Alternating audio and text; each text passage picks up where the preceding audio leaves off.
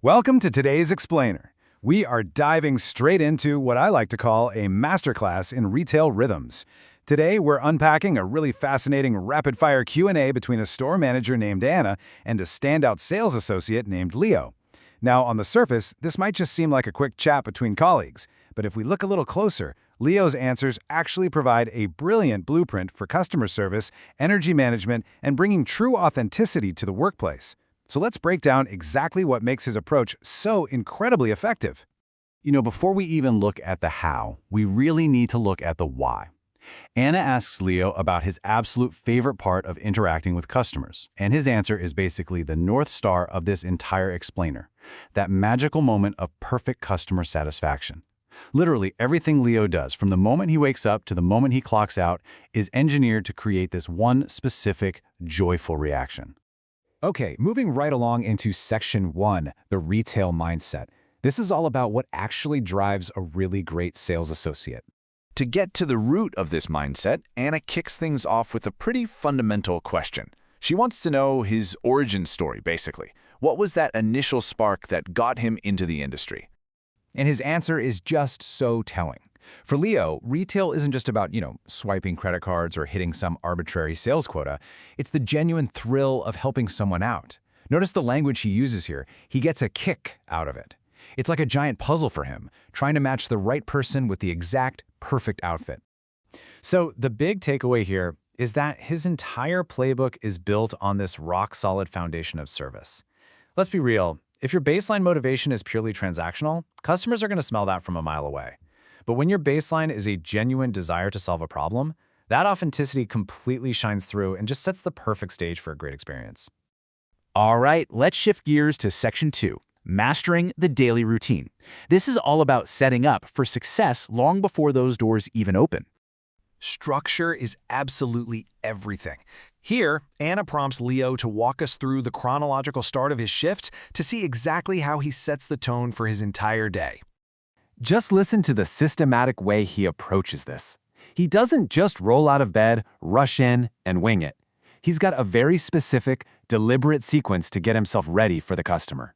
If we break this down step by step, it's honestly a perfect micro case study in prep work. Step 1, arrive early. That gives him a nice buffer.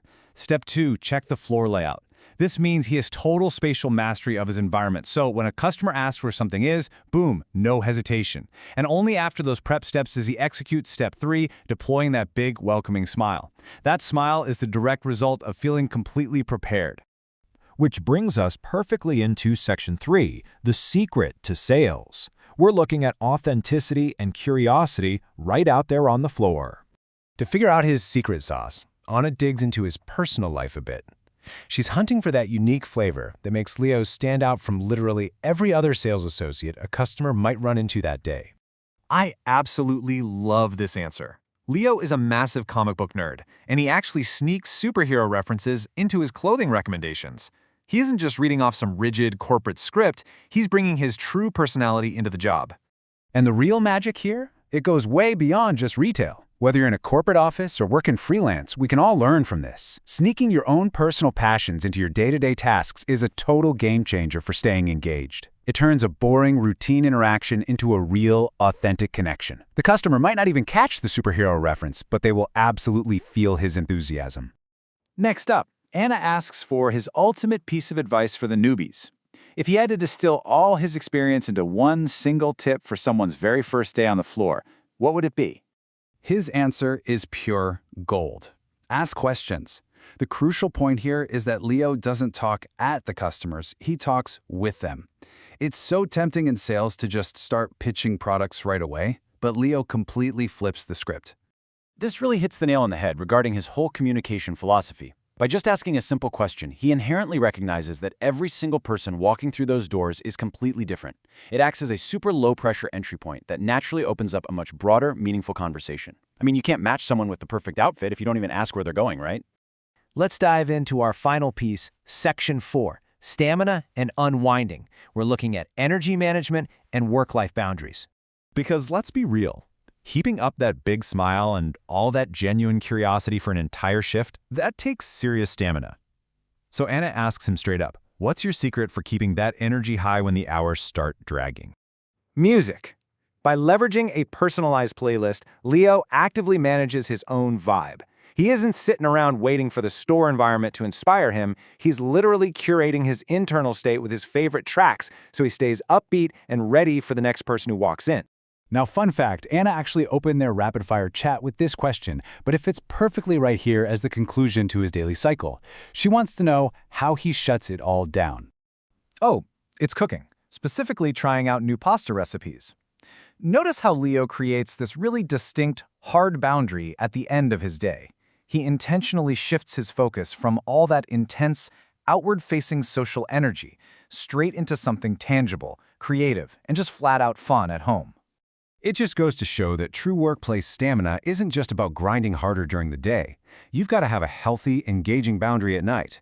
The cool-down is literally just as important as the warm-up. By losing himself in cooking pasta, he recharges that social battery so he can walk back into the store the next morning with that exact same signature smile. So, we've walked through Leo's entire rhythm. We've seen the motivation, the meticulous morning routine, the authentic communication style, and that crucial evening cool-down. So my question for you is, how are you going to incorporate these rhythms into your own workday? Whether it's sneaking a personal passion into your mundane tasks, asking your clients better questions, or just finally setting a real routine to unwind at night, what is your next step? Try taking a page out of Leo's book and see how it changes your rhythm. Thanks for hanging out with me for this explainer, and keep learning.